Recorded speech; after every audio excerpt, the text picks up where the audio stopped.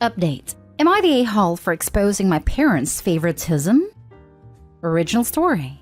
My parents have always favored my younger brother. I was by no means in love, but it was blatantly obvious who they cared about more. I worked a part-time job to get my first car, but my brother got one as a present. It wasn't new, but was much newer than my car. It was the same with just about anything else, like clothes, video games, and cell phones. I'm now 18 and I'm taking a gap year before community college to work a full-time job and save money for tuition. But a while back, I heard my parents talking about how much they were going to pay for my brother's tuition. I secretly recorded a conversation from around a corner, and then came out asking my parents why they were going to pay for my brother's college but not mine. They didn't notice my phone was recording and just said that my brother needs more help. I asked how so, when I wasn't getting any sort of scholarship and he likely wouldn't either. Then I asked a few more questions about why things have always been this way. They got mad, and my father told me that perhaps it's time I move out because they are sick of keeping a roof over my head. I pointed out a parent, but they didn't care. I left the room and in a fit of rage, uploaded a video to 2 different social medias I have, and ranted about how this is how my parents have always been. Well, a few hours later, my parents were pounding at my door. My dad was screaming at me about how I made them look bad. We fought some more, and they left the room fuming. My grandparents contacted me later and said they were appalled, then came to visit with a lot of the family the next day. There was a huge family intervention, and my parents were made to sit on the couch and look at their feet while being told off. It was then I found out they'd been receiving money for years from my grandparents to help with family expenses. My brother looked like he didn't know what to do, so he sided with the rest of the family and said he's noticed how I'm treated as well. My parents gave me a huge apology that sounded forced.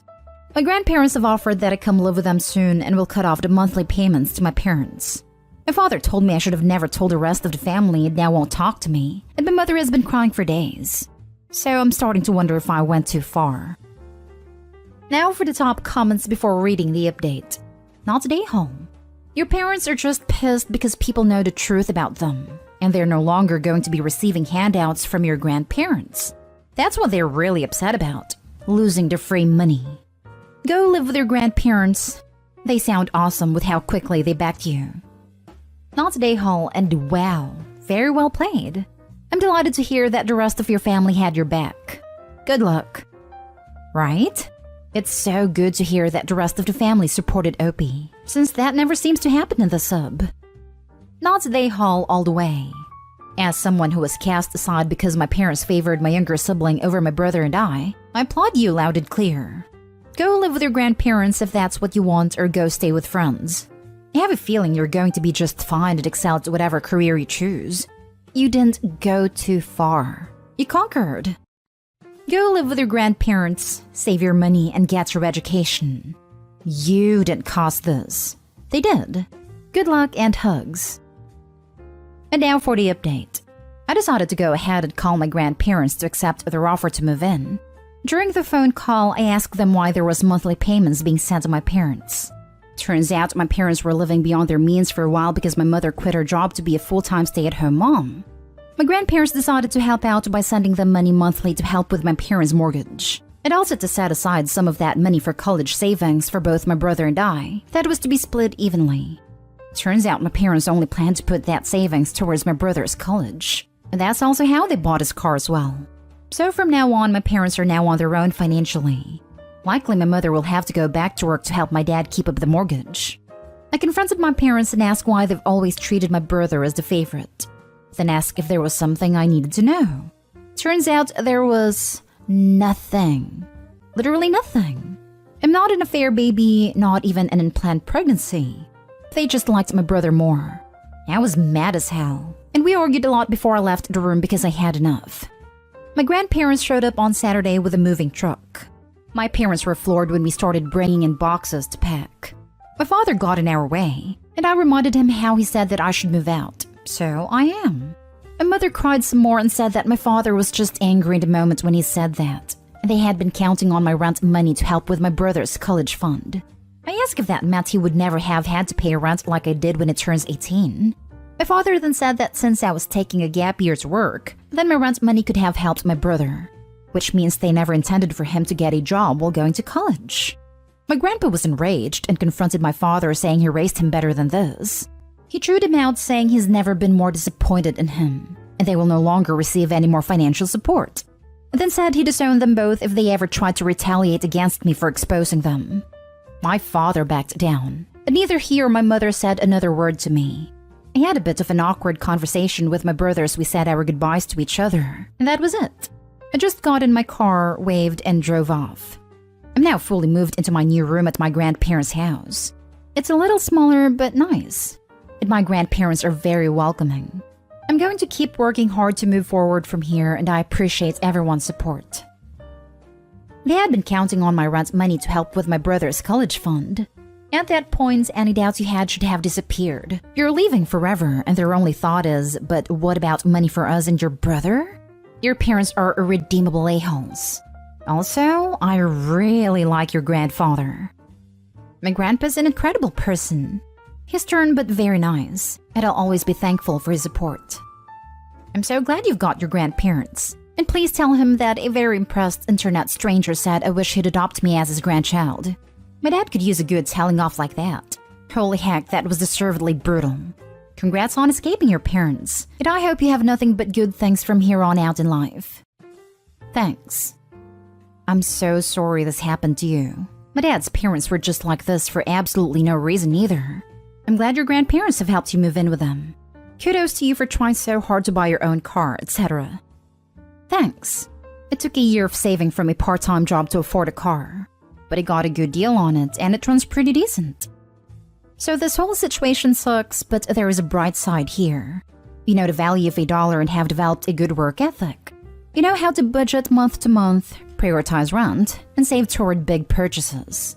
In a way, your brother was a victim of your parents too. He'll probably have a much harder time than you when he eventually needs to become self-sufficient. They're doing him a tremendous disservice by handing him everything, because as you well know, that isn't how the world works. I agree with you there completely.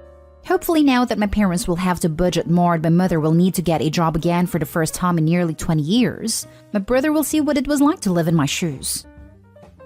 Next story is titled, Am I the a-hole for telling my dad's wife I don't feel comfortable having her walk me down the aisle next to my dad? My mom died when I was 12. Then my dad married Sarah when I was 15. To me, she was always my dad's wife, not my parent. My step-parent if you want to use the title, but the woman my dad is married to always fitted best for me. I think my age played a big part in that, and she was never a female role model for me. She's never someone I went to for maternal advice. Now that I'm getting married, I asked my dad to walk me down the aisle. My fiancé is also getting walked down the aisle by his dad. My dad's wife thought about this and felt since my fiancé's dad never remarried and doesn't have a significant other, she should be included in the walk to show I have two parents and not just one like my fiancé.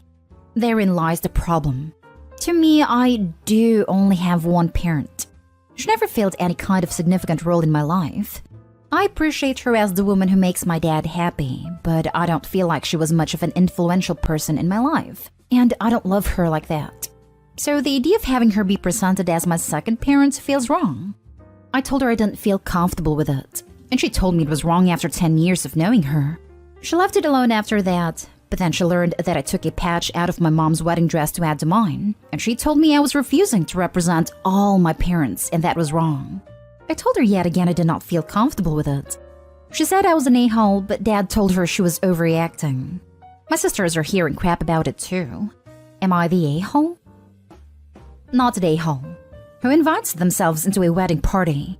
That's obnoxious. Obnoxious people with no boundaries. Tell me about it. No respect for boundaries, obnoxious and entitled stepmother as much. Sounds like stepmother had been jealous of Opie for a long time. When my sister, person closest to in the world, got married, I wasn't in the party, didn't even sit with her, and I didn't care. We had a conversation where she asked if I would be upset because she was trying to keep things simple. And I said, heck no. Honestly, I would have cooked the food and served the table / cleaned if it meant she got to experience the day she wanted. Because that's what matters, not who gets to sit where and what dress they can wear. Without being unkind, you told her plain as day how you felt. She just didn't like what she heard. Stick to your feelings about it, Opie, and let her know you're not entertaining any future discussions about it. If she starts up again, shut it down. walk away and call, do anything else but continue listening to her about it. Also, weird flex that she wants to let the entire gathering know that you have 2 parents but your fiancé only has 1. Weird competition going on there. Congrats on your impending nuptials. Agreed. I've never heard of the mother walking down the aisle with the dad. All the weddings I've been to, the mother of the bride gets escorted individually. I'm so glad to hear your father is supporting you though. Not today home. Your wedding, you choose who walks you down the aisle, if anyone. It just said she should be included in the walk to show I have 2 parents and not just 1 like my fiancé. WTF? That's just weird. Since when was aisle walking a statement on how many parents one has? So weird. Honestly, if I was OP, I would have called out that weird comment. Why is it important to lord over the fiancé that she has 2 parental figures? Weird flex. I think it's more she wants everyone else to realize she's there and thinks she's my parent. Next story. Am I the a-hole for not informing my bi-dad that stepdad was adopting me? My bi-dad and mom had me when they were dating. He broke up with mom and got with his ex-wife and mom had full custody. He visited like thrice a year and I never went over as his ex didn't let him bring me to her house. I went to the same high school as one of my half-sister and we didn't even acknowledge each other. My stepdad has been my dad for as long as I have known him. He has always been there for me and my step-siblings treated me like baby of the family. It was my stepdad's birthday and my sister paid for the paperwork for me to change my name and for adoption paperwork. He loved it and said it was the best birthday gift he ever received. My brother later said they got me a jersey with my stepdad's surname on it and I posted that on Instagram. My bi-dad called me and asked me if I was letting him adopt me. I said yes, it was my idea, and he got upset that I didn't show him the courtesy of informing him. I feel bad because I forgot about him and didn't even consider him when I made the decision. I should have been an adult about it and had a discussion with him, even though I don't need his permission as I am technically an adult. Now for the comments. Not today, home. I should have been an adult about it and had a discussion. Forget this, okay? You don't need to discuss this with him. It was your decision and only yours. He only bothered to see you 3 times per year and thinks his opinion on the matter is important. Lol. I think that the fact that Opie forget about him says a lot about the closeness of the relationship. The guy just hasn't been there. What kind of man allows his wife to ban his kid from his home? That alone sold it. What a contrast in choices. Dad's wife and kids don't want anything to do with Opie. Mom's husband and step-kids welcomed her into the family. Not today, home. He is the one that went away and almost ignored you all his life. He can't all of a sudden decide that he wants to be a parent just because he is hurt. It was not intentional to hurt him, you just forgot. And why would you consider him? You weren't even allowed at his home. He didn't deserve to be remembered. Now for the last story. Am I the a-hole for kicking out my girlfriend? So I have a cat named Raven who's 3 years old. My girlfriend of 2 years moved in with me a few weeks ago and it was clear she didn't like my cat. I didn't think it was really a big deal. Until one day I got home and he was just gone. He's not an outdoor cat and he never goes outside. He was gone for hours and I was worried sick. Until my buddy came to my house and returned him saying he found him 2 blocks from my house. I asked my girlfriend how my cat, who has never tried to go out before, ended up that far from my house, and she admitted to kicking him out. I was furious, saying she had no right to kick him out, and told her that since she thought she has the power to kick my cat out, I wanted her out of my house by the end of the month. She cried that she had nowhere to go, and that she would have to live on the streets. I said I didn't care and told her to leave by the end of the month. My friends think I'm being too harsh, but my cat could have died because of her, and I don't want her trying anything else. Am I the a-hole? Not the a-hole. The cat was there first. Oh damn. So the girlfriend threw out an indoor black cat during Halloween season? Shelters don't even let people adopt black cats this time of year because people can be very superstitious. Raven is lucky to be alive. Keep her away from the cat. She's going to hurt him, I guarantee it. Let him stay with someone until she's gone. Not the a-hole. This chick is psycho. That's right. She is capable of unspeakable evil and had a proven track record of animal cruelty. No remorse either. That's what I said too. Definitely a psycho. I second whoever said he should get a restraining order. Also, your friends are crazy if they think you're being harsh. They must all be just like her. Not today, Hall. She figured out how to live separately from you until a few weeks ago. She can figure it out again. Also, she knew about that cat for 2 years. If she doesn't like the cat, why move in with Opie?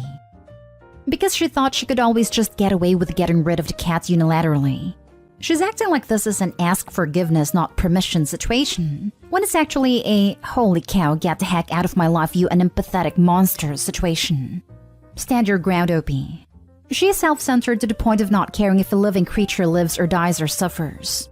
Your cat is worth way more than a relationship with someone like that. Consider dumping the friends too. Edit. To be clear, I mean dump the friends telling Opie is being an a-hole for kicking her out, not necessarily the friend that rescued the cat. Not today, Hall. But still, I think there's a lot of red flags in this relationship for her to just dump your cat. Yeah, I don't think we're suited to be together. I would agree with you there. I was never a fan of cats, and my girlfriend had one, well, before we met. She would always joke with me, "Hey man, she was here first. I'll be fine without you."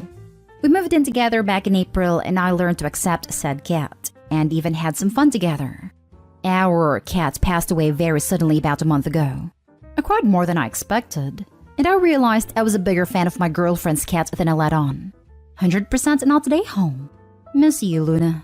Update. My sister 18 female was sleeping with my oldest sister's 24 female husband, 32 male. Original story. Help please. I have 2 sisters, 18 to 24, and I overheard my one sister talking and flirting to my other sister's husband and insinuating that they hooked up or were going to hook up. Okay, hi everyone. First of all, I'm sorry if this is something that seems obvious, but I don't always know the right thing to do or react to things. I usually say or do the wrong things that always make things worse, so I'm really sorry. I would text my friends about this, but our lake house doesn't have any cell service or Wi-Fi, just a computer connected to the internet, so here I am. I'm 14 female and on a vacation with my family. I have 2 sisters. Abby is 18 female and Claire is 24 female, who is married to John, who is 32 male. Last night, Claire wasn't feeling well, so she went to bed early. My parents went to bed not long after that, so it was just me, Abby, and John. They were sitting on a sofa together while I was on a recliner, and they were both drinking. Eventually, I started to kind of fall asleep, but I wasn't totally out, and they start kind of whispering to each other. John is telling her how pretty and beautiful she is, and then they start talking about something he had bought her. And then he started saying stuff like he wanted to be with her and stuff. Guess they thought I was sleeping and couldn't hear them, but they didn't stay in the living room much longer. Anyway, I know I should tell Abby, but I don't know what to say. I'm also worried. We're supposed to be here for another 4 days, and it's going to be so weird. I also still have to live with Abby, and she's already mean to me and does messed up stuff. So I'm really worried what she's going to do if I tell. Because obviously she's going to know it was me, and that I overheard. Plus, I'm worried she'll just call me a liar, and then everyone will get mad at me. What do I do? What do I say? I'm so sorry. I know I should probably already know what to say, and I guess this is a dumb post. I'm just so worried about saying the wrong thing. I don't want my family to hate me. I don't know if I explained everything right, so I'll answer any questions if I didn't. Thanks a lot for your time, everyone. Now for the top advice before reading the update. Gather up your family and tell them what happened. All of them, and explain what happened. Including Abby and John? Should they be there too? Yes, they should, because you all need to talk. Also, having your parents there is good, so you have people to protect you. Gather up everyone and explain it to them calmly and stick to the facts. I don't know how my parents will react to this. I hope they'd protect me. When this all goes south, you do not want to be the one who knew and didn't say anything. Let them all know. Let the cheats know what you heard, and that you have to tell your older sister and let her know. Just time it so they don't have time to come up with a good flip. In this case, you might let your parents know first. They might understand what you're going through and give you a bit of strength and backup. But you do have to let your older sister know at minimum. I would add to this, don't tell any of them one-on-one. I would advise telling your parents first, and confronting your sister and husband with your parents to back you up.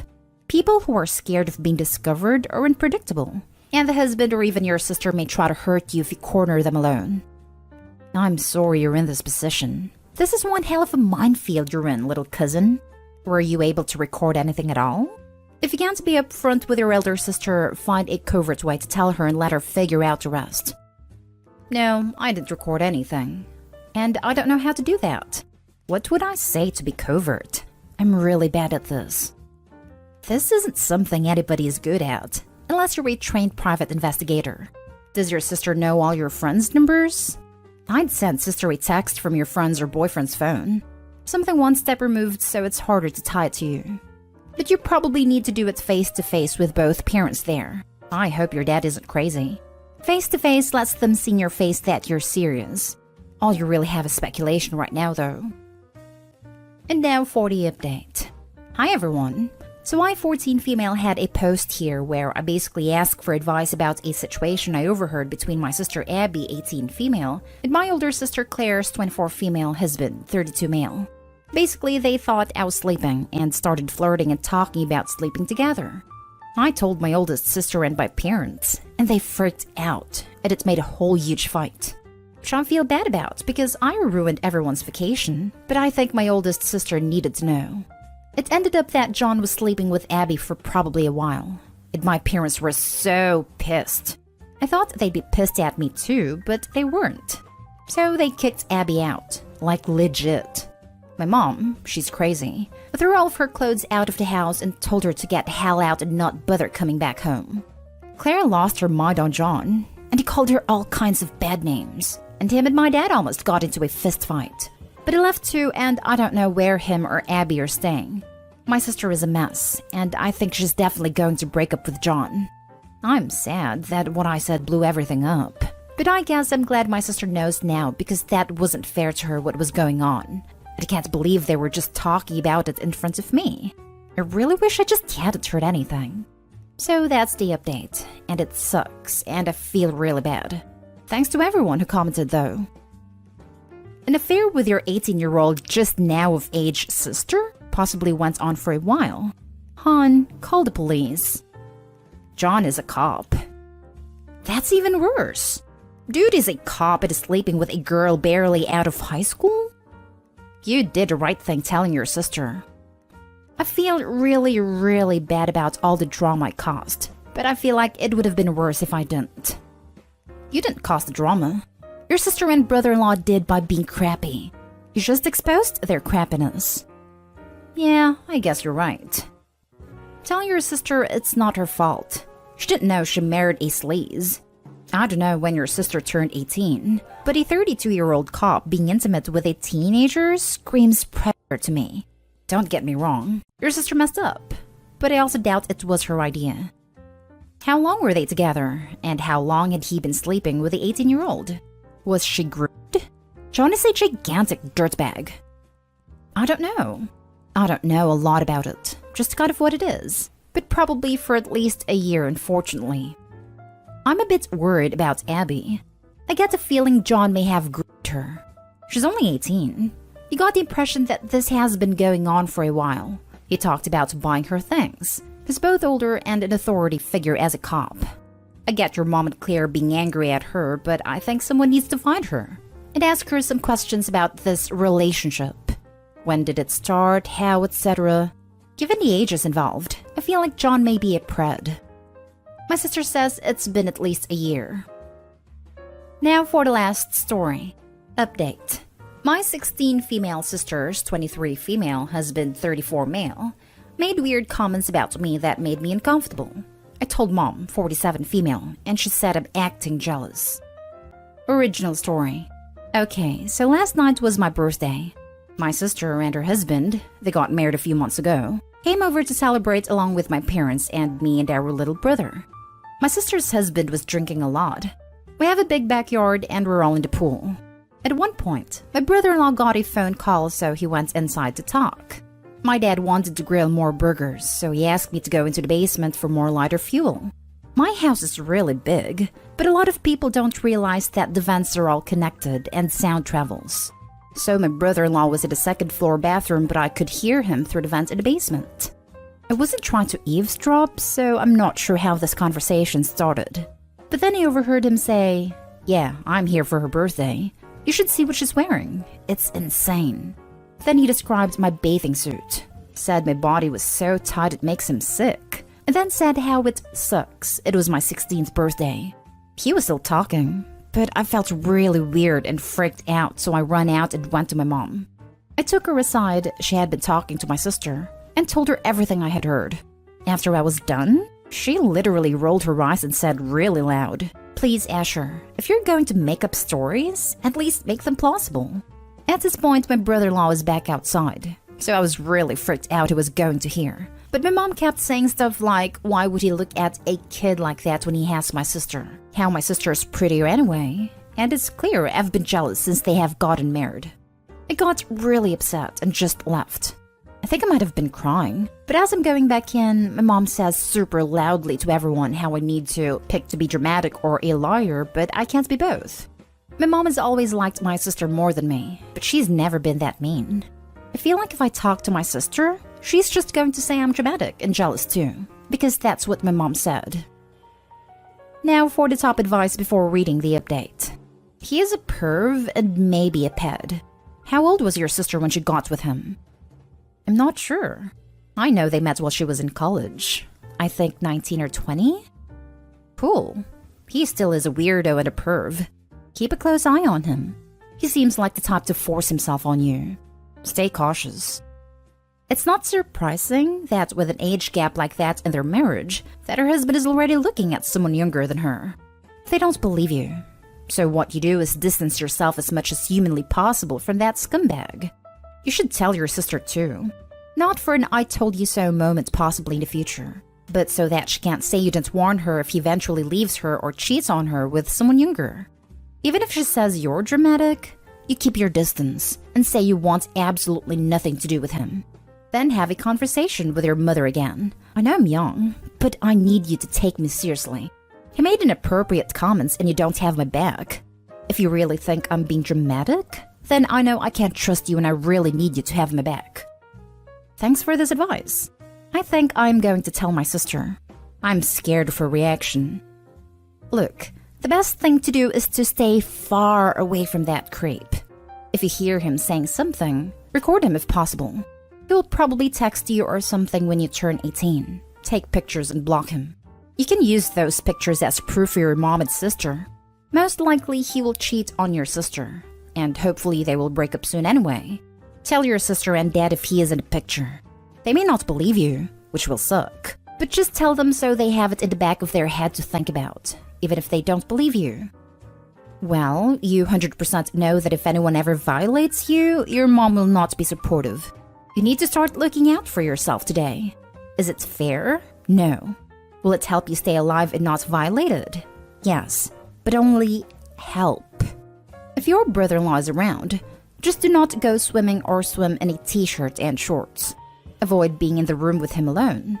When you go out with friends, put your safety first. It does not sound like you have family that will believe you or fight for you. You can't rely on them, but you can rely on yourself. Don't put yourself in dangerous situations. I wouldn't dwell on this. We all grow up with parents with faults. You are stronger than you think, and you don't owe anyone an explanation. Push comes to shove, your mom showed her true colors. But if she's not going to look out for you, who will? You. Now for the update.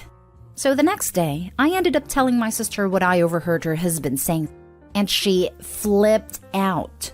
I guess this wasn't the first time he's talked about me. And last time, she confronted him about it, and he just brushed it off like he was just joking. He made her feel like she was weird for thinking these comments were weird. So I guess she confronted him about it. And he got really mad and was like, oh, that little witch was listening outside the door? And stuff like that. But then my sister was like, no. She heard you down in the basement through the vents. So then he was like, well, I was just saying she was pretty. So I don't know what's wrong with that. And my sister was like, WTF? This is the second time you've specifically talked about her body. Anyway, so right now she kicked him out. And he's staying with his brother because she's really creeped out by the whole situation. They don't have any kids or anything, so maybe if she decides to break up with him, it won't be that bad. I'm glad your sister had your back. I know. I am too. I was worried she was going to react the way my mom did. Super awful your mom reacted that way. Does your mom know what has happened since? Did she apologize to you? No, she didn't. I'm not sure if she knows. I haven't really talked to her since then as I've been staying away from her. I'm happy she had a common sense to call him out. I am too. I was worried she would think I was lying too. If you're comfortable talking about it, how does your mom feel about the situation now that your sister has taken your side? I hope she apologized to you. She hasn't. I've been avoiding her since it's happened, so we really haven't talked. I'm so glad your sister believed you. I just want you to know that none of this is on you, Opie. You are a child. Do you know what I think when I see children in bathing suits? Damn, I wish they made adults bathers that cute. It is A, not normal to be sexualizing your significant other's sibling. B, not normal to be doing that to your significant other's underage sibling. And C, not okay ever to do that to a minor. The reason the onus is on adults is because we know better.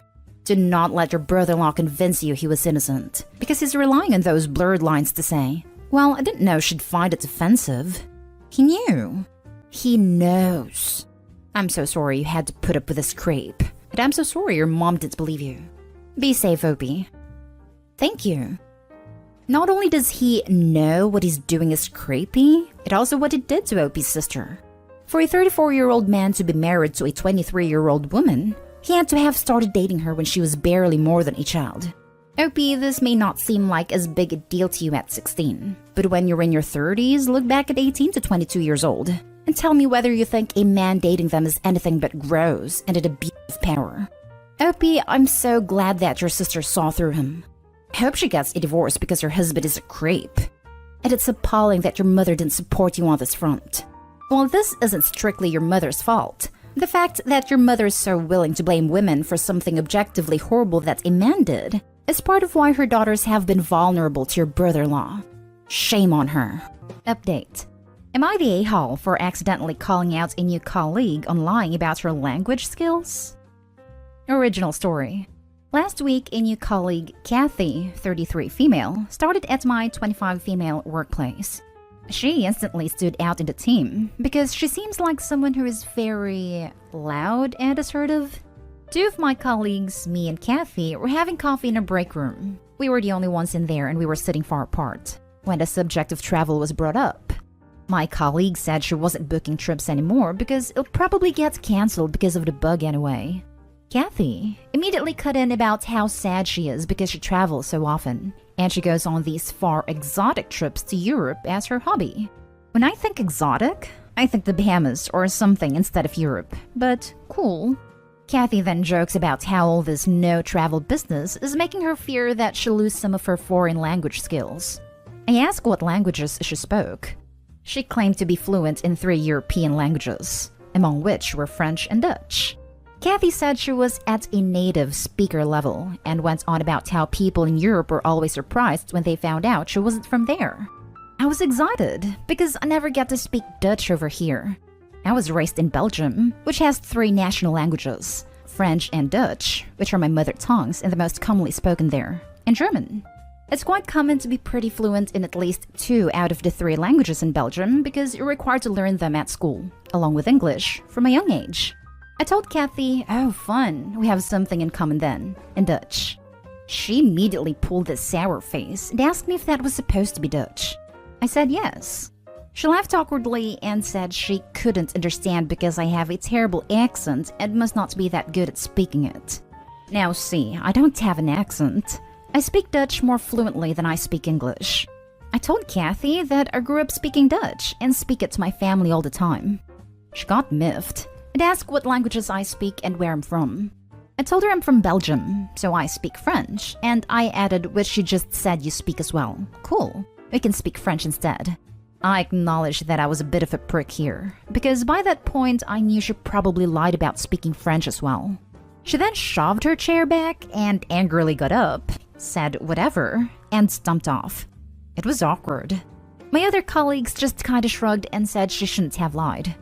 However, she later approached me and told me I embarrassed her by acting superior about my European heritage. I told her there was no way for me to know she'd lie about speaking those languages. She rolled her eyes and told me I was immature. Then a colleague told me that Kathy had called me a little B-word who enjoys bullying new colleagues behind my back later. I don't think I was a bully at all, but I don't want this to turn into a huge thing. Do I just apologize to keep the peace? Am I the a-hole? Now for the top comments before reading the update. Not the a-hole. I embarrassed her by acting superior about my European heritage. I mean, not that. But you are superior to her in that you don't feel the need to lie to impress people. Kathy called me a little B-word who enjoys tormenting new colleagues. Oh, Kathy. Talking aloud in the mirror again? Kathy calling Opie immature is rich, especially when she insulted Opie and used a derogatory term. I honestly would report Kathy to HR in case she decides to submit a complaint against Opie and spin the narrative to her favor. She already showed her character by lying at the break room. I would be in high alert to what lie she will tell to HR. Not the a-hole. She claimed to speak a language. It's not your fault that she lied. It's a risk she ran in telling the lie. This is literally a plot device in comedy movies. Someone purports to be fluent in a language to a person who actually is fluent. Said fluent person gets excited and says, OMG, yay, in the foreign language. And the person who lied gets flustered and exposed. Not the a-hole. Not the a-hole. She said she spoke the language. You spoke to her in the language. She didn't understand it. She got embarrassed. The problem is her. Edit. I'm not sure about escalating this to HR, which a lot of people have told me I have to do. I feel like this might make me look immature to the rest of my colleagues, of which I am the youngest, and it might not need to go that far. It depends on if Kathy is willing to put this behind her and be professional. If all else fails, I do have witnesses who would be honest about what happened, so I think I might be in the clear if she tries to twist the story. Some people think she might not have understood me because she's fluent in Dutch but learned it in the Netherlands, which has different accents. While it is true that the Netherlands and Flanders have different accents, I didn't speak a very specific dialect like West Flemish or something. I spoke the general Dutch you'd see in the news in Flanders. I didn't speak quickly to try and make it incomprehensible to set her up. I genuinely believed she spoke Dutch because that's what she was saying, so I talked to her in normal, conversational Dutch. The same kind of Dutch I'd use in a work environment back in my home country. The same kind of Dutch I used with friends from the Netherlands. And now for the update. Many people gave the advice to go to HR. Others said not to go to HR because that would be escalating the situation. I decided not to go to HR right then, but I did take the advice to write down what happened, with the time and the names of the other colleagues present just in case. I thought the situation might blow over, because Kathy was probably just embarrassed. Well, I was wrong. Kathy kept being cold to me, rolling her eyes at me in meetings and talking behind my back. Another colleague came to confront me at one point to ask me why I'd been so mean. Apparently, Kathy was telling a different version of what happened. Kathy said that I'd said mean things to her in Dutch and was making fun of her in Dutch, so no one else but her could understand. She was smart enough to only tell those stories to colleagues who weren't actually there for it. Word got around and it turned into a bigger issue, with a couple people actually questioning my character, mostly just colleagues that don't work very close to me. HR got wind of it after a while, and I got called in close to a month after the incident. They had already met with Kathy, and she'd told them the "she cursed me out in Dutch and was very mean to me" story. I told them the full story and everything that happened after.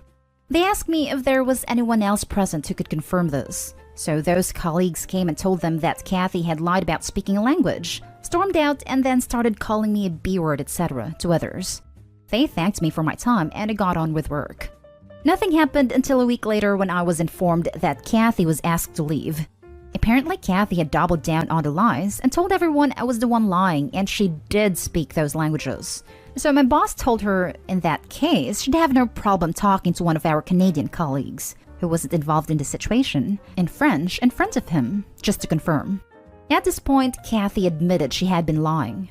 It turned out she didn't speak a word of French either, or Norwegian, which was the third language she was lying about.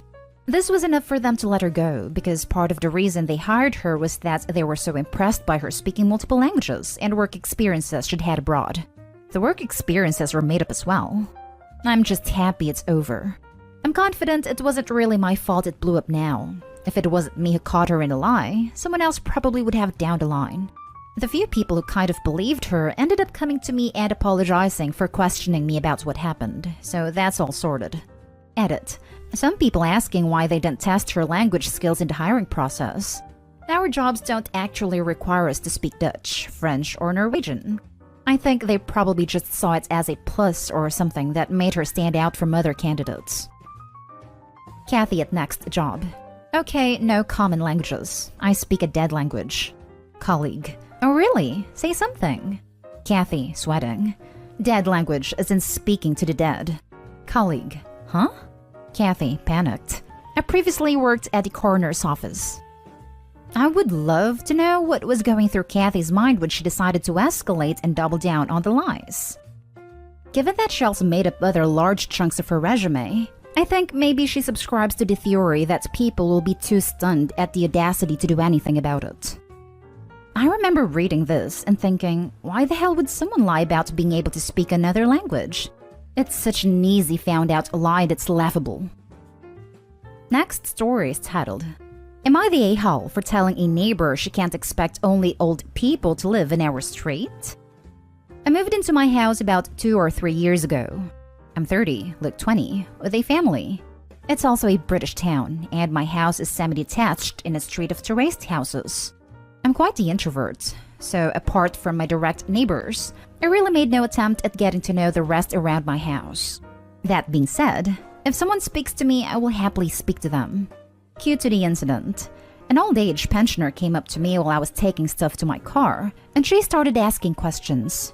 The usual stuff you ask new neighbors, but then she asked me when I planned on moving, which I thought was quite unusual. I told her I had no plans to move yet, and then she went on to talk about how young people have started moving into the street, and it is much so noisy, especially those with families. She knew I have kids, but they barely spend any time outside, and how she wished it went back to a street of old people. For about 10 minutes, there was nothing but low-key insults about young people. I couldn't really excuse myself as I had stuff to do with my car that was time-sensitive. So in the end, I just said, you can't expect only old people to live in a street. Eventually, they grow old and die. Maybe wait a few years and we'll be old, and you'll have your street back if you're still around. She looked at me as if I just murdered her family and walked off. In the heat of the moment, I felt justified. But thinking back on it, I pretty much told her she will be dead soon, which no one really likes hearing. She just wouldn't stop talking about the good old times. Now for the comments. Not Day Hall. Hello, fellow British person moving to an elderly area. I have had very similar conversations. My entire street appears to be in the 60 to 80 year range. I think they've forgotten other people exist. They get mad when my 4-year-old plays outside, and have made comments about how this trampoline and paddling pool are an eyesore in our back garden in our private space, but I guess they can see it from the windows. And how they missed a previous resident who was such a sweet old man who had a lovely garden that I've ruined with my kids' toys. He died. Sometimes these people need to be reminded about how selfish they're being, and that retirement villages exist if they only ever want to encounter other elderly people.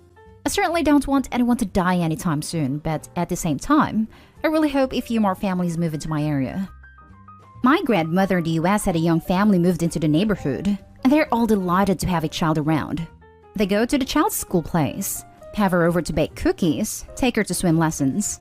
Kid got a dozen new grandparents. That is sweet. US here, and we were one of the few young families when we moved into our, back then, mostly older neighborhood. One of the original owners was still there when we moved in, and she asked me to say hi when I walked my baby down the street.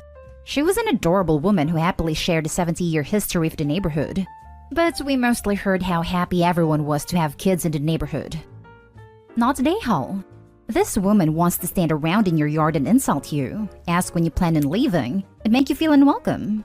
Yet she can't handle you saying anything back? Being old doesn't automatically entitle her to respect, nor does it give her a free pass to act like that. Ooh, similar situation here. English town, previously full of old people, and a few young people have moved in. The old folks are genuinely horrendous. Everyone 55, or maybe 60s? Basically those not retired. And under is trundling along, trying to get along with their neighbors, being respectful while still living their lives. And then there's this huddle of old 65-plus a-holes, constantly moaning about gardens being a mess, people sitting outside after 7 p.m. Anyone has barbecue? Better not go on past 6. Want a bit of appropriately volumed, non-offensive music playing mid-late afternoon? Well, you may as well be Hitler. Not today, Hall. And I don't know when it got to be standard that older people are the crappiest, most entitled, and relenting, horrible human beings, but this is definitely the case today. Now for the last story. Am I the a-hole for not giving my friend a home? Me, 32 female, and my husband, 36 male, have a 3-month-old baby. It's been very stressful, and I've had really bad PPD, so it's taken me a while to come to terms with life again. I'm getting there, but still very fragile. I have a friend, Terry, 45 female, who I've known for a couple of years. She's been fine. We aren't great friends, but we're okay. She's from Italy, so doesn't have many friends here and came here with her husband. She doesn't work nor have any interest in working. It's unclear if she can work due to her visa, but she has never stated she can't work, just that she actively chooses not to. I asked a mutual friend, and they said that she can legally work and has done occasional jobs here, but then didn't want to, so stopped. Me and my husband have recently bought a 4-bedroom house for our growing family. It's really stretched us financially, but will be worth it in the long run. So the issue. Terry has recently had to leave her husband. Turned out he was secretly taking substances and he was pretty horrendous to her. She came to stay with us for a few days after it happened, and it was really intense. I cried most nights as I couldn't support her and manage my own stuff, and she just wanted to be involved in everything when I needed and asked for a bit of space. Eventually, 5 days later, I sat her down and asked her to find somewhere else to stay as I was really struggling. She was fine with it, and we spoke for a while about why. A friend of hers paid for her to stay in an Airbnb for a month, which is great, but she's now running out of days. She called me a few times crying, saying she will be homeless and has no one else to rely on, and I need to pay for Airbnb or give her a room. I've really struggled with this because as much as I want to help a person in need, I really can't live with her, and she's already told a mutual friend that she plans on just staying with us for a year till she has to go home. I spoke to some friends and they are divided on it. Some say I'm the a-hole for not offering her a room when we have space, and others have said my mental health is too fragile to manage it. Internet citizens, what say you? Not the a-hole, not even a little. Terry could have looked for a job, filed for divorce, or found other arrangements.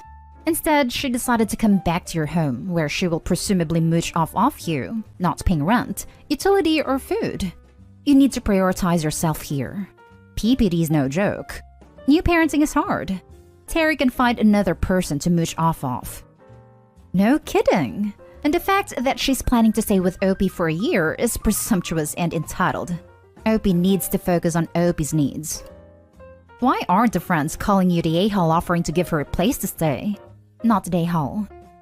It's easy to be generous with someone else's house, money and time. Opie's friends are a-holes. So in defense of the friends, most of them don't have any spare room, so Terry would be on a sofa. But you are right. I'm not sure they'd offer their own spare rooms if they had them. Have lived out of my car with my dog because of DV. Couches were freaking great. Super grateful for everyone who took us in, but also incredibly grateful for the people who respected our friendship enough to tell me, no, they can't handle it right then. It's so much better to get an honest no, and never build up a secret resentment for offering a service they couldn't actually emotionally afford.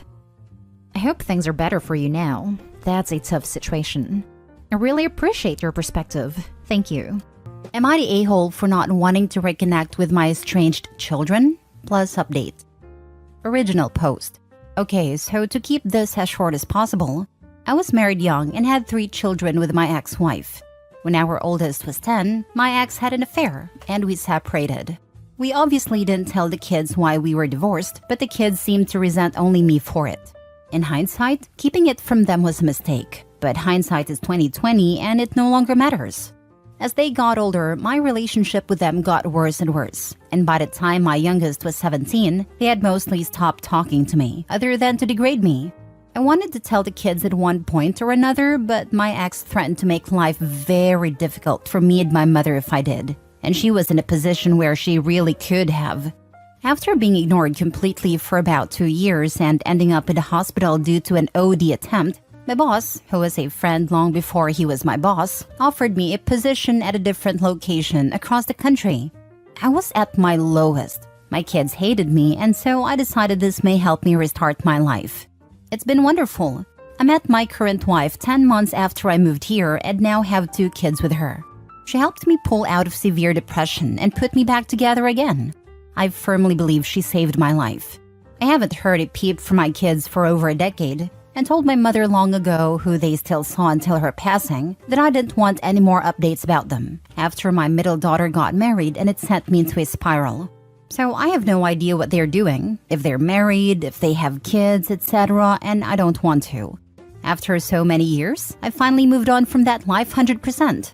So the whole reason for this post is because I got a call from that area code and answered it before thinking. All I heard was, "Dad?" before I panicked and said, "Sorry, you must have the wrong number," and hung up. They tried to call back, but I blocked the number after not answering. I'm positive it was one of my daughters. I don't know what they want and I don't care to find out either. I'm probably an a-hole, but I feel like I need an outside perspective. I'm kind of freaking out a little because I just want to be left alone. Now for the top comments before reading the update.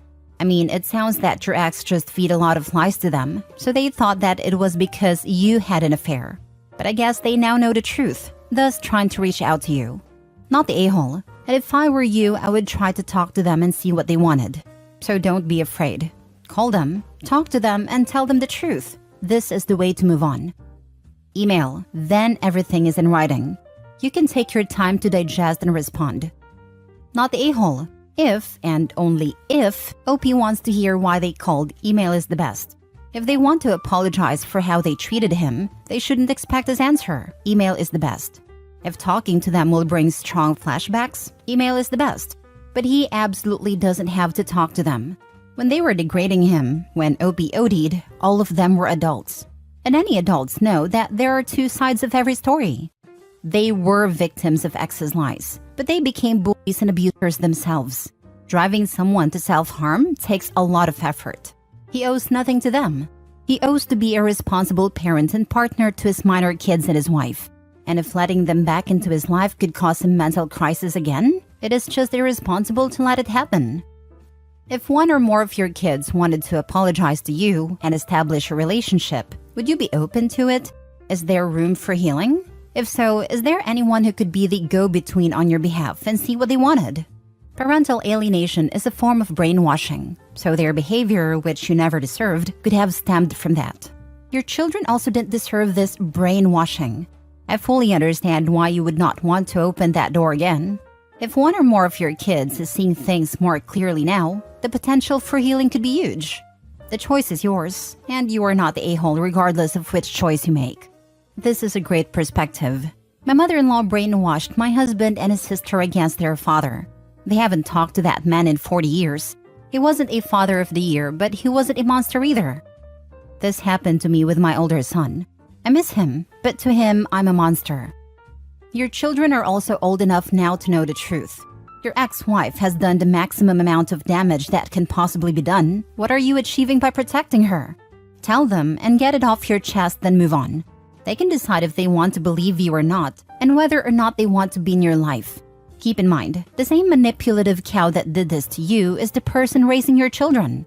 They probably have a better idea of who she is and what she is capable of than you might realize. By the time my youngest was 17, all of his kids were adults, or thereabouts.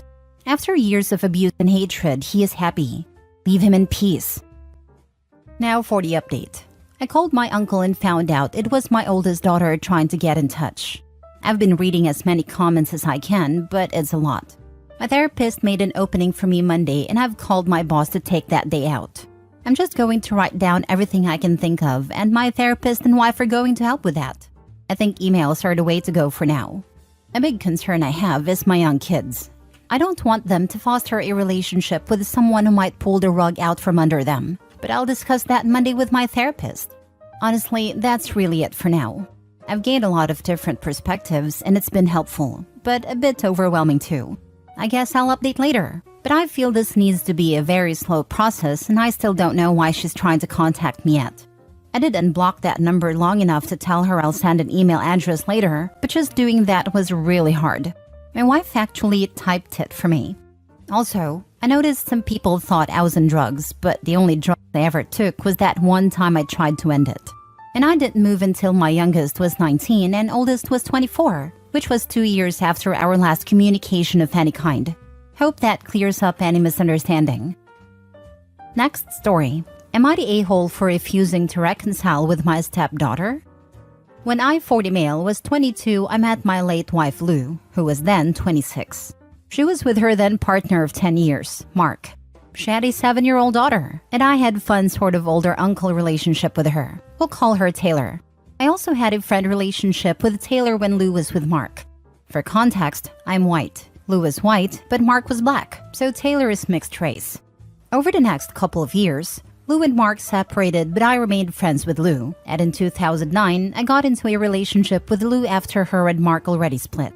Even though Taylor was 11 at this point, I already knew her as a family friend, so we had a good relationship for a couple of years. Mark vanished off the scene and went to Jamaica for a bit. However, when she hit her teens, Mark came back into her life and Taylor started to hate me. As much as I tried to be patient to not push it too much, she hated me all the more. I tried to grin and bear it, but me and Lou struggled. No matter what I did, I was the a-hole stepdad. It seemed all the hatred came from Mark. But Lou persevered, as she said Taylor should have a relationship with her dad. However, when Taylor was 16, she stole some very valuable and sentimental coins I had. I'm a coin collector, and my late auntie left me some valuable coins. Taylor sold them, bought a phone with it. It was the final straw and Lou kicked her out to live with her dad. It was hard, but I understood. 3 years later, Taylor came back on the scene and was having trouble. She was pregnant. Mark kicked her out, and Lou wanted to help her. As she did me dirty previously, I said I didn't want a part of it after Taylor screwed me over last time. As hard as it was, me and Lou split. So then 4 years later in 2021, I reconciled with Lou. And soon after, we found Lou had cancer. I looked after her for a couple of years, but 6 months ago, it was diagnosed as terminal. By this point, Lou and Taylor's relationship broke down previously, and they hadn't seen each other for a couple of years. But shortly before Lou died, they met and reconciled. Lou died in February. Before she died, we had a quiet wedding ceremony. Before she died, she said Taylor should be able to come to her funeral, so I honored that. The funeral was last week. As much as me and Taylor had this bad history, I didn't have the energy to be horrible, so I was polite to her, hugged her, and was polite. Didn't think much of it, but then a couple of days ago, I received a letter from Taylor, saying how much she loved seeing me and was sorry. That her dad is a horrible man and she saw his true colors. And that he manipulated her, and how I was a better dad to her and how she regrets what she did. She included her mobile number and said I should ring her and we should have a coffee so she could apologize in person. And that I should meet her kid. Initially, I chucked the letter away. All I seen her is that she robbed me valuable years with Lou. But when I told my mom, she uncharacteristically said I should meet Taylor and give her a chance. Admittedly, I don't have much feelings for Taylor and would struggle to see her at the moment. But then again, I'm not a good judge of character at the moment as I'm so down. Am I the a-hole for refusing to reconcile? Now for the top comments. Not the a-hole. Sorry for what you're going through. It sounded difficult all the way through. As somewhat of a cynic myself, and given her seemingly poor attitude and life choices, I would bank on her wanting something from you and using the child as a tool for emotional blackmail to get it. If you do engage with her, have a clear exit plan if it appears she's trying to rope you into a sinking ship. Hopping onto the top comment to point out that OP should not make any unnecessary major decisions for a while. Most things I've read recommended a year. The reason is that you're emotionally vulnerable for a long time, and it would be very easy to manipulate someone in that mindset. You have my deepest condolences. My sister just passed the 1-year anniversary of her husband's passing. She didn't think she'd get through it either. Hang in there and give yourself grace.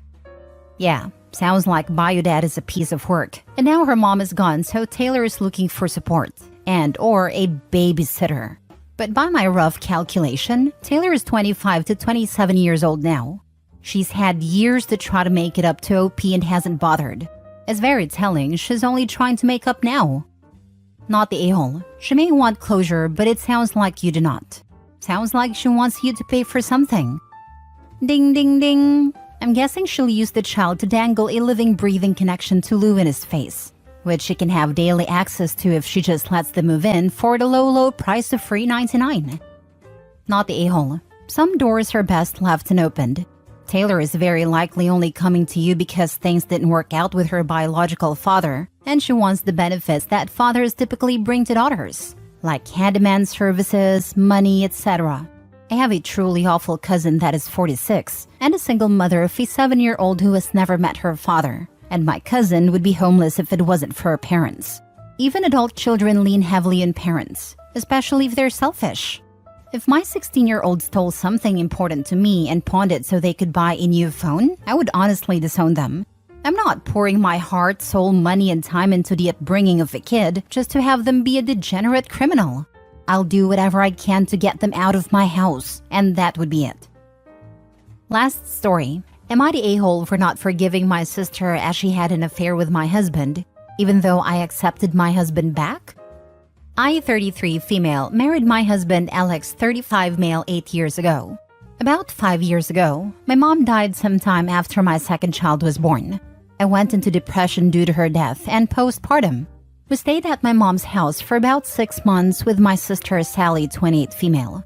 During this time, Alex and Sally helped me a lot and got me out of that dark phase. Things eventually got better and we came back to our home. About 2 years ago, we had our anniversary and we decided to celebrate at home. Sally came too. However, towards the end of the party, I saw Alex and Sally arguing and then she abruptly left. When I asked him, he broke down and told me he had an affair with Sally. Basically, when I was in depression, he was so lonely and didn't know how to make things better. I became like a shell of a person, and it felt helpless seeing me like that. Then Sally came and comforted him. They would share their feelings to each other and became each other's emotional support. This led to an emotional affair that turned physical after Sally kissed him. However, after Sally asked him to divorce me, he realized his mistake and freaked out and just ghosted her. After the party, Sally was angry for not leaving me and was accusing him of using her and throwing her away. He had a breakdown and kept on apologizing. I asked him to leave and that we would get a divorce. He left eventually and we were separated for quite some time. I confronted Sally and she started crying as well and wanted to explain, but I just cut the call and went no contact. However, during this time, my kids would cry for their dad and my oldest would constantly ask for him. Also, since I'm working, it's almost impossible for me to take care of them alone at the same time. Also, divorce seemed a bad idea financially. Most importantly, Alex is a great dad and I could not see my kids in pain, so I decided to not get divorced. In reality, I have not forgiven him and would leave after kids are grown up or if kids feel unhappy. For now, we are working efficiently as parents and kids are back to being normal and happy. A few days ago, Sally asked to meet through a mutual friend. Upon meeting, she said she was sorry and that she was getting married. She asked me to forget the past and be a family again. She even asked me to be the bridesmaid. I honestly laughed at her face and left. Now she is saying I'm being cruel since I accepted my husband but I'm punishing her, that I am her only family and I should leave things in the past. I honestly don't want anything to do with her because of how greatly she hurt me. I adored her growing up and she did that to me. But I don't know anymore, so am I the a-hole? Wait, they had an affair for 3 whole years? Woman, I don't understand how you could keep him around. Think about the example you are setting for your kids. Because even if they don't know yet, one day they will.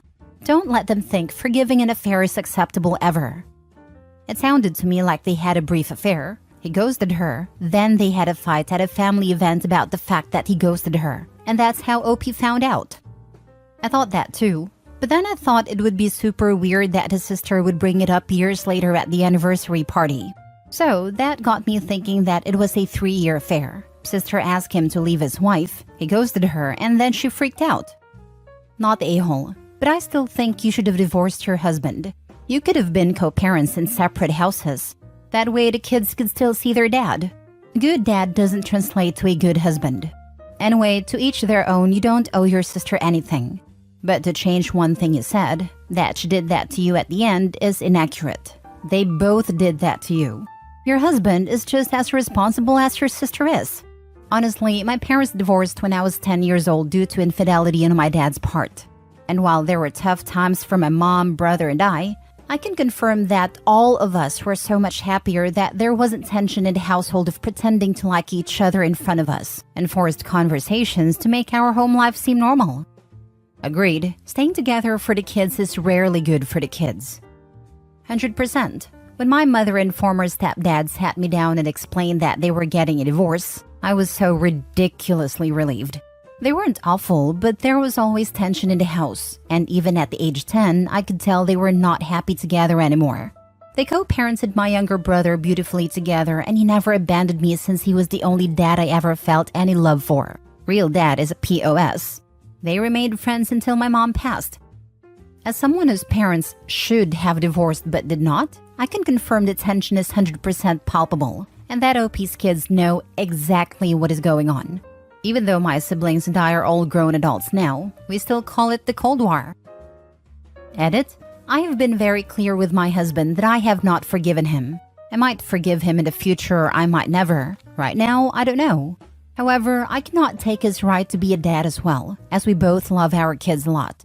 I am not deceiving him nor giving him false hope.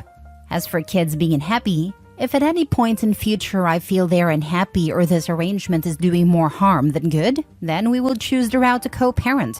For now, I have decided to wait till kids are grown up a bit so they're able to understand the situation. But for now, they're happy having both dad and mom around. Even if I could forgive my husband, I will divorce him in the future, as I cannot see him as my husband anymore.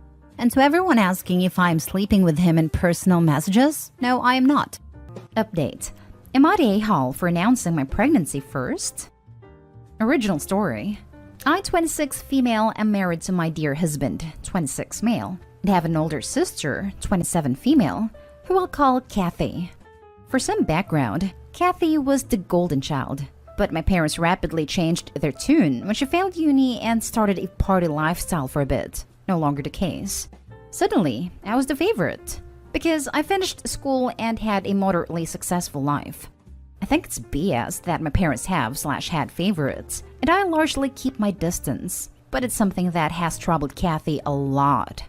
So, dear husband and I recently got pregnant. Surprise. And though I keep a healthy distance from my parents, we still talk. Boundaries are really important to have with them because they will trample over your entire life in privacy. COVID restrictions are a thing, and I'm not big on big parties anyways. So I decided to just tell my family about the latest news during a monthly family visit last Friday. I was excited to share the news, but I also didn't beat around the bush. Once everyone had done the preliminary catching up, I said dear husband and I had some news, and then said I was pregnant. My parents, sisters, and grandmother lost it, screaming and laughing and crying in joy. This is the first grandchild/great-grandchild/niece or nephew, so they understandably had pretty dramatic reactions. Everyone was excited, except for Kathy, who stayed completely silent the entire time. Once things calmed down a bit, I asked if Kathy was still there, and she said yes, but she had to go and deal with something. I thought it odd, but didn't give it much further thought. Later, I got a text from her saying that she was going to make a pregnancy announcement then too, but that I had ruined it. I should have asked her specifically before making the announcements because she, as firstborn, should have been the one to have the first grandchild, and that my child would get all the attention and love and hers would be second-rate. I sent her a text saying that I had no clue she was pregnant, and congratulated her, and that I was sorry she didn't get to make the announcement when she wanted to. I then, possibly quite stupidly, asked when her due date was. Kathy just said, "Don't worry, you're first." It has not answered anything since. So, Reddit, am I the a-hole? Now, for the top comments before reading the update. Not the a-hole. You had no idea she was pregnant. She's just mad because she's not the center of attention, and that's her problem, not yours. I feel terrible for Opie, because you just know her sister is going to be competing like this for the foreseeable future. And while their parents deserve the lion's share of the blame for playing favorites and creating this dynamic, Kathy clearly desires it because it benefits her. And because she grew up in the role of favorite. It's hers and her children's by right. Not the a-hole. How could you be? You didn't know she was pregnant. She didn't know you were pregnant. What's with people making a big deal about having the first kid in the family? In fairness, the big deal aspect predates my sister and I. My entire family absolutely spoils the firstborn of every generation, to the point of absurdity. They seem to be bigger a-holes than her. I understand why she's scared that her child passed second. She should cut the contact or go low for her mental health. They are toxic. Unfortunately, my parents are low contact with her. She's not disowned, but only just, and it happened at her lowest point too. I agree with my parents being the a-holes, which is part of why I'm super low contact with them too. It must have messed her up though, to go from being the golden child to the disappointment that quickly and that harshly. It was awful. Not the a-hole, but try to have some compassion for your sister because your parents are the true a-holes here. They raised you both in a way that encourages you to compete for their affection, and she hasn't broken free of it the way you have. She probably thought that announcement would get her back the love they've been withholding, only to find she was out of luck. Not your fault at all, but I am loath to get too negative with her, because this all comes from your parents' horrible approach to parenting. Exactly this. You said this a lot better than I could have. It's just difficult since we're both adults now on where to draw the line, I suppose you'd say. And now for the update. First things first, I want to thank each and every one of you who commented, voted, and gave their feedback and advice. The outpouring of support was both shocking and overwhelmingly touching. Y'all's compassion was amazing. Thank you all for taking the time. Now on to the update. Sorry it took so long. Kathy took a bit to respond to me. So I waited about a day, and then sent Kathy a long message, essentially saying that I knew she was hurting right now, but that we needed to bond together for our kids.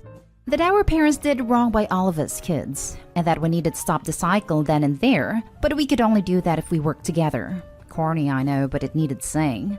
I then finished off by asking her to call me when she had time. Well, she called me after a couple days, and the first thing she did was apologize. Some of you guessed that she had built this up in her head as a band-aid for her relationship with the family, and you were right. I know some people think she was lying about being pregnant, but she was really crying on the phone and full of remorse. She said she was furious initially, and then she was sad. We used to be really close before my parents started pitting us against each other, and she realized that our kids could grow up that close to one another and not resent each other, and she felt guilty for being so greedy. She said she was also afraid because she's not as financially well off as I am, and as a result is afraid for her baby's quality of life, and knew that the golden child would want for nothing. We agreed to take steps to make sure boundaries are enforced and mutual on both our ends, and she agreed to get back into therapy with the potential of a group session in the future. I'm going to be proactive with my parents in making sure things are fair, and I'm reaching out to a friend of mine whose youngest no longer needs their baby supplies and see if she'll be willing to donate them to Kate. Or sell for cheap, that kind of thing. I'm not holding my breath too much because actions speak louder than words, but I'm cautiously optimistic for the future. Check in your and her area for a Buy Nothing group. We have one here and have gotten and given some amazing stuff. Our group is on Facebook. Second this, constantly rotating set of toys and clothes all for free. It's fantastic. Thanks for the update. Good to hear that y'all are trying to mend your fences. Glad to hear things are out in the open. I don't know why, but I feel far more optimistic than you do. I feel very sorry for your sister in your first post, even if she was wrong in that instance. About being proactive with her parents about fairness, I'm curious what that entails if you don't mind sharing? I assume that you would continue to keep your distance. I always wanted a cousin that same age as me, so hopefully your babies will get on well. Best wishes and congratulations to you both. Next story is titled, Am I the a-hole for snapping at my sister at a family dinner? 4 years ago, I, 29 female, miscarried my daughter at 17 weeks of pregnancy. It was a very traumatic experience, and I was in the hospital for a few days because I bled a lot. While I was still in the hospital recovering, my sister came and told me she was pregnant. At the time, I wasn't able to process her news, and my lack of congratulating or being happy for her pissed her off. And 2 weeks later, she told me I was selfish and should have been happy to celebrate her news, as I was laying in a hospital bed having lost my baby girl. At that point, 2 weeks on, I was still in a very dark place. And I will admit her telling me was something I struggled with, and I felt guilty for a while until that guilt turned into dislike for her lack of understanding and empathy for me. Our relationship was strained, and we didn't really talk or interact during her pregnancy or when she had my nephew first. Over time, she acted like nothing happened. About 2 years ago, I told her she had really hurt me. She told me I had hurt her, so we were even. I suffered a second miscarriage at 8 weeks, around that time, and I never told my sister about it. I am expecting a little boy in June. This whole pregnancy has been terrifying. From worrying about another late miscarriage to worrying about a stillbirth, it has all been a very real experience for me. My sister was upset I didn't tell her early on in my pregnancy. Then she was mad I wasn't trying to have her be more involved. She confronted me about it at a family dinner, right before the dinner started, and told me we're sisters and I should include her since she's been there, done that, and I've never experienced this stage before. Dinner started, so I didn't get to say anything right then.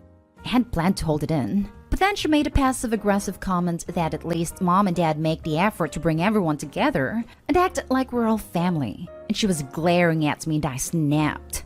I told her how dare she expects me to act like things are normal when she treated me like crap during the most painful time in my life instead of being understanding.